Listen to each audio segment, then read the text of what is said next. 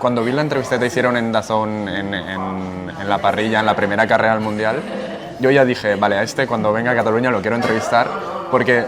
se te veía una persona que era feliz con estar ahí, una sonrisa en la cara de oreja a oreja, y alguien que le brillaba los ojos hablando de estar en el Mundial. Un poco como el Ronaldinho, creo que eres del Madrid, pero el Ronaldinho de la parrilla, porque hace las cosas feliz. Bueno, se me ponen los pelos de punta y de que me diga esto,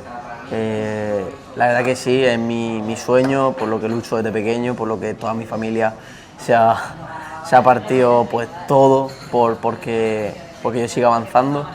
y pues sí, es un sueño tanto para mí como para mis padres, como para lo que te digo, toda mi familia, el poder estar aquí, el poder estar en el Pado, pues eso, que me llamen para entrevistas, que me pidan fotos, pues un orgullo, muy contento de cada día que paso aquí y sí, luchando por un sueño. Ya sabes que pues, esto es muy complicado, el estar aquí, ya el simple hecho de estar aquí es increíble, y pues ya tener la oportunidad de poder seguir avanzando para en un futuro, si sigo haciéndolo bien, si la suerte me acompaña y si Dios quiere, pues poder vivir de ello sería una locura.